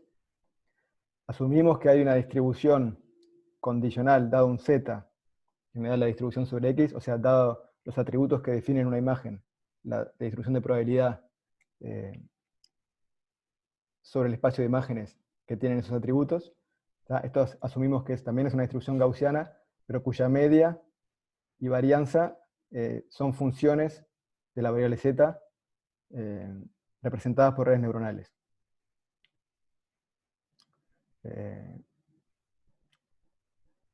Con parámetros θ. En general, lo que se hace es asumir que la media viene de una distribución de una red neuronal y la varianza se fija a veces en un valor fijo, por ejemplo, sigma cuadrado de varianza en cada píxel. Sí, esto es una gaussiana sobre los píxeles. X es la imagen. Bien, vimos que con estos dos elementos, descomponiendo la expresión de la probabilidad para una imagen, igual me queda una expresión intratable por la integral sobre el espacio de z. Si quisiera, por ejemplo, inferir los atributos de la imagen dada una imagen, o sea, esta es la probabilidad condicional inversa, la probabilidad de z dado x, puedo aplicar la regla de Bayes, donde aparecen los dos elementos que conozco, pero también aparece la p de x, también me queda intratable. Entonces, la idea va a ser aproximar esta función, esta probabilidad que se llama posteriori, o posterior, que me da la probabilidad condicional de los atributos de la imagen dada la imagen, la vamos a aproximar con otra red neuronal que llamamos Q, con parámetro phi, que vendría a ser el encoder, ¿sí? Dado x, me da un z. Y lo que está modelando es esa probabilidad posterior, que es la condicional de z dado x. Y con estos elementos sí vamos a poder resolver el problema de optimización. Para esto hay que hacer algunas cuentitas que vienen ahora. En definitiva tenemos el encoder que modela la probabilidad de un z dado x, ¿sí? Yo le doy un x, y la red neuronal me va a sacar la media y la varianza para esta probabilidad. ¿Sí? Fíjense que también la estamos modelando como gaussiana, una gaussiana sobre z, donde la media y la varianza están dadas por cierta transformación de x. Equivalentemente para el decoder, que es la probabilidad de x dado z, también lo modelo como una gaussiana sobre x, donde la media y la varianza están dadas por una transformación del z, mediante una red neuronal, que es el decoder.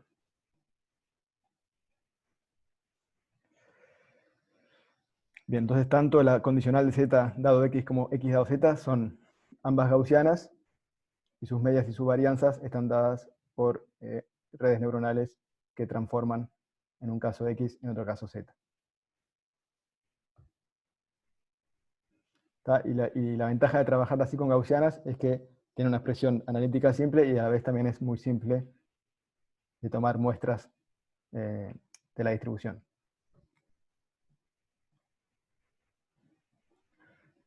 Bien, entonces, ¿cómo se llega a la función de costo final? Bueno, hay que hacer algunas cuentas. Bien, hagámoslas. Empezamos con el valor que queremos maximizar, que es la probabilidad de cada elemento del conjunto de datos. ¿Sí? Bueno, le ponemos un logaritmo, el logaritmo es monótono, o sea que esto no cambia la relación. El primer paso consiste en decir, bueno, con respecto a la variable aleatoria z, esto es una constante, entonces la esperanza de una constante es igual a la constante, entonces meto todo esto adentro de una esperanza, que es la esperanza variando una variable aleatoria z según la distribución condicional obtenida por el encoder. Sí, esto es algo que vamos a usar a continuación, pero simplemente podemos hacer este paso porque esta cantidad no depende de esta cantidad, entonces la esperanza de la constante es igual a la constante.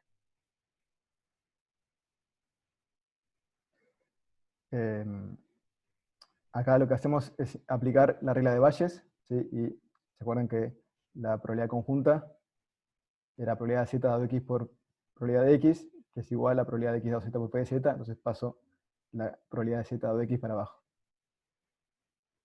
Esto es p de z dado x per p de x igual a p de x dado z por p de z.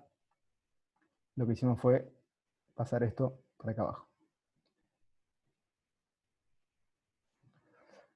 Ahora vamos a multiplicar arriba y abajo por Qphi, que es mi aproximación a la p de z dado x.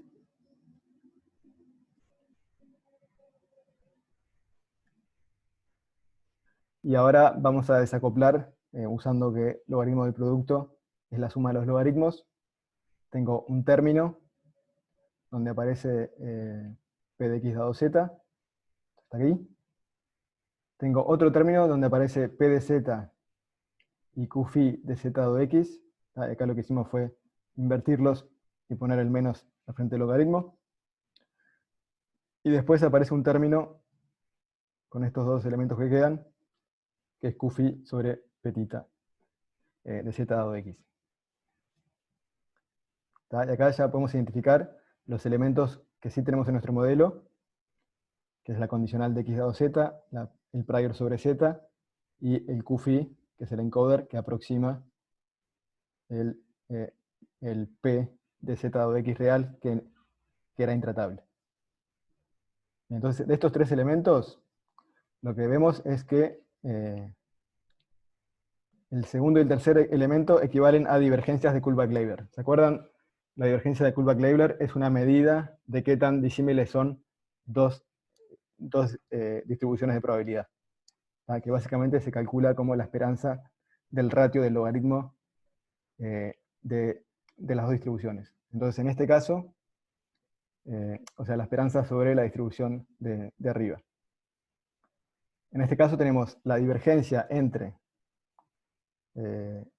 mi aproximación a la condicional de z dado x y el prior sobre z. ¿Sí? Estas dos las conozco. Bien. Y por otro lado tenemos la divergencia entre mi aproximación a la condicional de z dado x, o sea, el posterior, y el posterior real. Que esta no la conozco, o no la puedo calcular.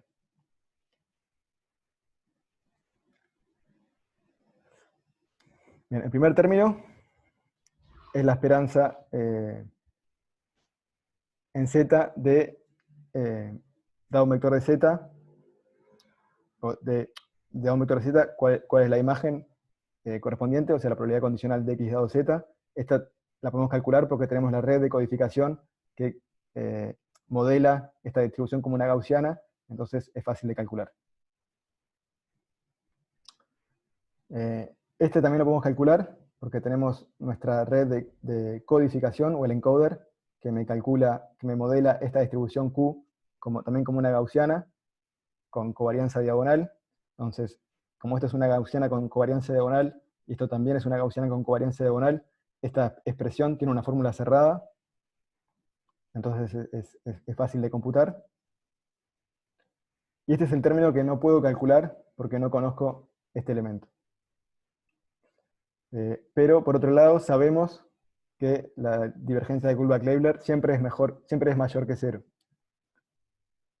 Entonces, como este término es mayor que 0, si yo quiero maximizar la log verisimilitud de los datos, me alcanza con maximizar, bueno, no es que me alcanza, pero puedo maximizar, tratar de maximizar estos dos términos, sabiendo que este término es mayor que 0, entonces si yo empujo para arriba estos dos, voy a estar empujando para arriba todo, y voy a estar asignando, entonces, o empujando para arriba la probabilidad que le asigna mi modelo a el dato de entrada x de y.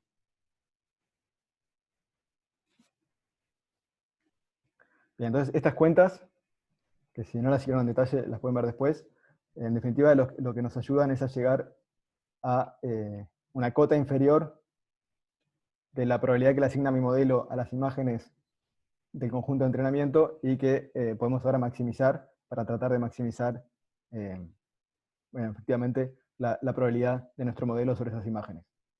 ¿Sí? Por eso es que este es un modelo, por eso dijimos al principio que este era un modelo de densidad aproximada. No estamos maximizando directamente la probabilidad, sino una cota inferior sobre esa probabilidad. Entonces, fíjense que esta cota inferior tiene como parámetros los parámetros de la red decoder y los parámetros de la red encoder. Entonces, esta es la función de costo que vamos a usar para ajustar esos dos parámetros. En resumen, sabemos que esta función de costo, que llamamos L, que en la literatura la van a ver como ELBO, Evidence Lower Bound, sabemos que es una cota inferior de la probabilidad que le asigna el modelo a cierto dato X, entonces vamos a tratar de maximizarla. Tiene dos términos, y vamos a buscar los parámetros que maximicen este valor. ¿Sí? El primer término se lo llama término de ajuste de datos. Lo que estén poniendo es, fíjense que es que al pasar la imagen por el encoder y el decoder, a la salida se reconstruya bien. Porque si se fijan es una esperanza sobre Z, pero Z muestreado sobre la distribución del encoder. O sea, el encoder le dio una imagen, me dio una distribución gaussiana sobre Z, voy a mostrar esa Z, y con esa Z voy a muestrear una X, con la probabilidad condicional de X dado Z. Yo quiero que ese doble paso me dé a la salida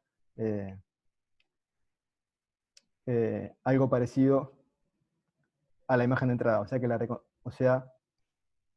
la imagen de entrada tenga alta probabilidad en ese modelo. Y por otro lado, el segundo término, que es la divergencia entre la distribución del encoder y el prior, actúa como un regularizador para cumplir el objetivo que decíamos al principio de imponer una distribución a los vectores latentes. Bien, entonces, ¿cómo se calcula esta función en la práctica? Bueno, tengo mi dato de entrada X, lo paso por la red del encoder, ¿sí? Esto me va a dar una distribución gaussiana sobre las posibles valores de Z, ¿sí? O sea, la red encoder me da la media de la covarianza, entonces mi Z dado X es una gaussiana con cierta media de Z covarianza. Esta distribución es la que voy a comparar acá con el prior sobre Z. ¿Tá? Entonces, para el caso de distribuciones gaussianas diagonales, esto tiene una fórmula cerrada. Entonces ese término es fácil de calcular. ¿Tá? Luego voy a muestrear un código latente Z de esta distribución, y este código latente Z se lo paso a la red decoder, que me va a dar, que me va a modelar la probabilidad condicional de X dado Z, que es esta que está acá. ¿Sí? Que es también gaussiana, pero ahora en el espacio de las X, donde la covarianza y la media están dadas por la transformación del vector Z por el decoder. Entonces, lo único que tengo que hacer es, dada esta nueva gaussiana, calcular bajo esa gaussiana cuál es la probabilidad del dato de entrada. ¿Sí? Yo quisiera que mi modelo le otorgue alta probabilidad a ese dato de entrada.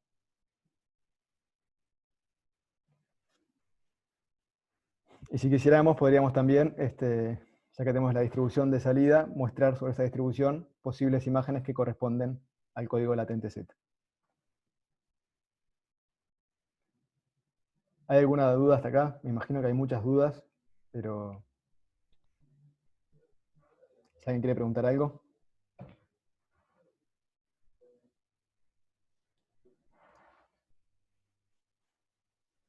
Bien, un detalle no menor es en la práctica cómo hacemos backpropagation sobre algo que incluye mostrar,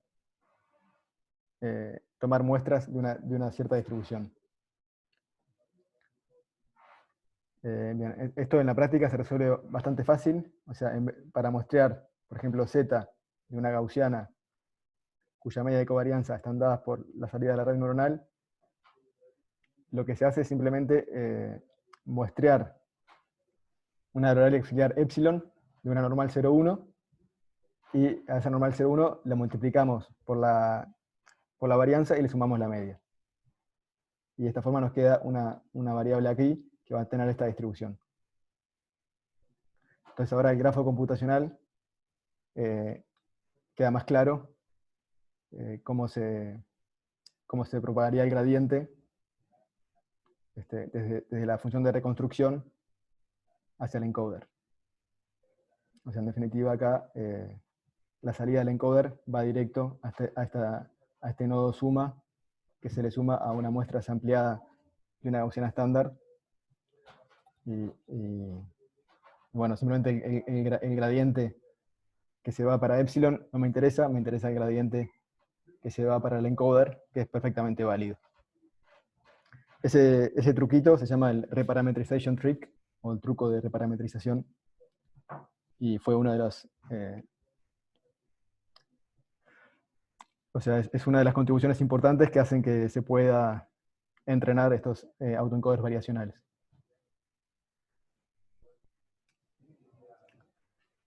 Bien, y lo bueno es que una vez que tenemos entrenado el autoencoder variacional, que modela con el encoder, modela la distribución del código latente dado una imagen, y con el decoder modela la distribución de las imágenes dado un código latente. Entonces yo podría muestrear un código latente de la distribución a priori para PDZ, que se acuerdan que típicamente es una gaussiana simple, normal, cero identidad. Paso por el decoder para que me dé una distribución sobre las posibles imágenes con ese código latente, y sobre esa distribución, que también es una gaussiana simple, tomo una muestra. Entonces, de esa forma puedo, de nuevo, tomar muestras de la distribución de imágenes, primero mostrando un código latente de la distribución sencilla, y luego pasándolo por la red y mostrando una imagen de la distribución condicional. En general, las muestras, o históricamente las muestras que se obtienen de los autoencoders variacionales tienden a ser borrosas. Hay varias explicaciones para ello.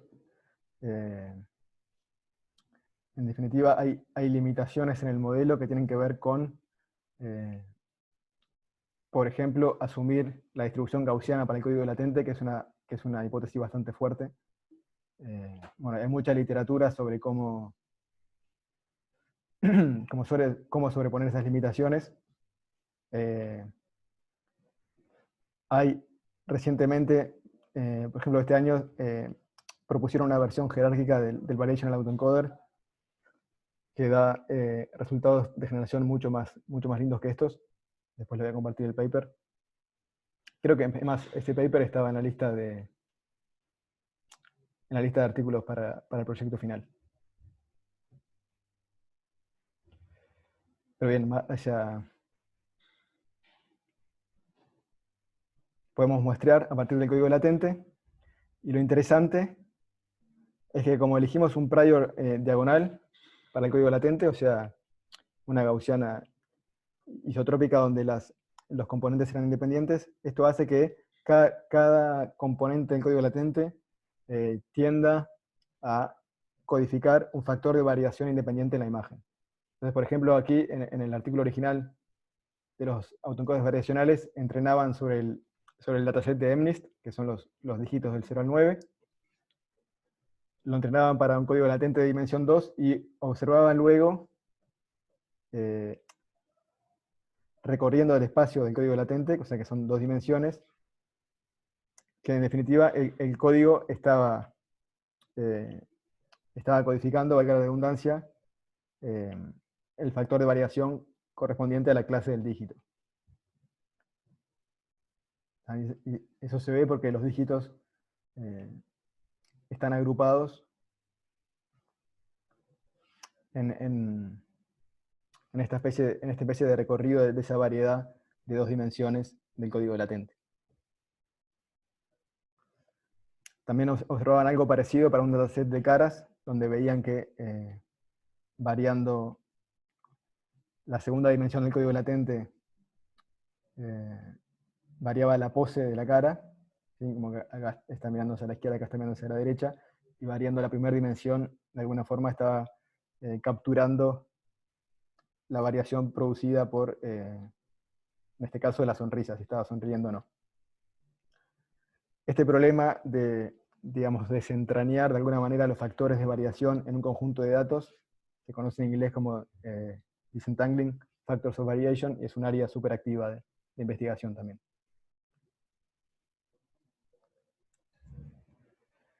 Bien, entonces, en resumen, un variation autoencoder es un autoencoder con, encima con un modelo probabilístico. ¿Sí? La idea es usar la arquitectura del autoencoder de alguna forma para modelar la distribución de las imágenes, descomponiéndolas con una variable latente, entre un prior sobre la variable latente, y probabilidades condicionales entre la imagen y el código latente. La ventaja de esto que permite generar datos que sigan la distribución del conjunto de entrenamiento. También permite, aunque no es tan simple, calcular una aproximación a la probabilidad exacta, o sea, a la P de X para dar una imagen. Para esto hay que hacer un muestreo de Monte Carlo. No es tan sencillo, pero se puede hacer. La otra ventaja es que aprende los factores de variación intrínsecos del conjunto de datos. Y vimos que para entrenarlo se optimiza una aproximación a la densidad P de X, que es una cota inferior a esa P de X que nos quedaba intratable. Es un área activa de investigación. Como decía, uno de los problemas es esa limitación en asumir que los factores de variación del conjunto de datos tienen una distribución tan simple como una gaussiana estándar. Y hay cosas interesantes, como por ejemplo este paper de Resende y Mohamed, en el que usan un normalizing flow, que fue la transformación que vimos antes, para modelar la distribución condicional del código Z dado X. ¿Sí? En el caso del autoencoder variacional, vimos que esta se modelaba como una gaussiana y que la red predecía la media de la covarianza. Bueno, en este trabajo lo que hace la red es predecir los parámetros de un normalizing flow que transforma de X a Z. Bien, eso es todo por hoy. Llegamos justo. Sé que hubo muchísima información. Espero que hayan quedado las ideas generales. Y nada, si tienen preguntas. José, yo tengo una pregunta, perdón, pero Sí. una duda del tema. ¿Es necesario la inscripción en la prueba final? ¿Por modelería o algo? No, en principio no hay una formalidad así. Es presencial, ¿no? Eso lo vamos a confirmar. Ah. En principio no. Y una pregunta, tratando de hacer una idea sobre cómo va a ser la prueba, ya han dicho varias veces que es sobre el laboratorio exclusivamente, pero digamos, ¿se va a parecer algo más como a las preguntas de laboratorio, algo más conceptual, o va a haber más cosas de código directamente? Digo, por No. cómo estudiando el encargue de, obviamente no vamos a programar, pero capaz que igual sí aparece más, algo más concreto. No, va a ser múltiple opción, van a ser unas 10 preguntas, no hay que programar. Sí, la idea es verificar algunos conceptos muy fundamentales de los laboratorios y tal vez cosas muy básicas del teórico también. Bien. Por ejemplo, de estos temas que más profundos, que de repente no van para los laboratorios, ¿se preguntarían en la prueba, por ejemplo? Digo, no al detalle, sí podríamos preguntar, por ejemplo, cuál es el propósito de un modelo generativo. Sí, Ahí va. Cosas más generales. claro. Sí. Hablando del examen, al principio de la clase, que no estaban todos, hablamos de proponer 2 fechas alternativas, que son el 9 y el 11 de diciembre. Lo que vamos a hacer es que yo voy a postear esto en el EVA y pedirles que si alguien tiene una objeción o algún problema con esas fechas, que por favor nos diga. Y si no, definimos una de esas 2. Y una pregunta, para definir entre esas dos, ¿que se hace una votación o algo, o van a decidir ustedes? Vamos a decir nosotros. Si alguno tiene alguna preferencia en particular, también. Yo prefiero el 11, pero claro, capaz que otros prefieren el 9. Está. Javier, digo, José, capaz que lo que podés hacer es abrir un doodle, ponerlo ahí con las 2 fechas y que se anoten hasta determinada fecha, y bueno, y ahí en función de que se anote más queda. Sí, no, el problema del Doodle es que se pierde un poco si alguien realmente no puede uno de esos 2 días, ¿no? Prefiero hacerlo por la negativa en ese sentido, que si alguien no puede, que nos diga. Y en ese caso, si no hay ningún tipo de constraint en ese sentido, podemos hacer un Doodle para ver cuál es la preferencia.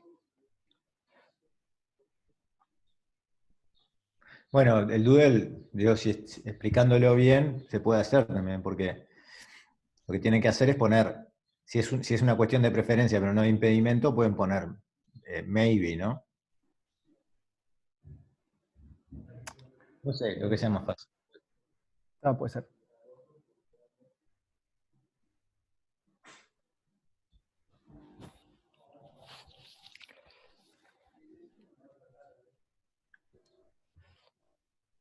¿Y los horarios cuáles son? Sería en el horario del curso, de 8:30 a 10:30. Digo, el examen dura 1 hora y poco, pero sería en ese horario.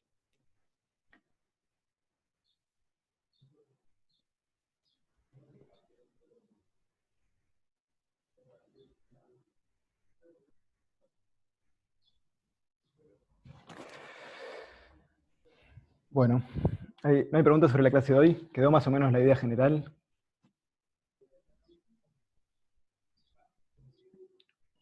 Quedaron, hay que decantar.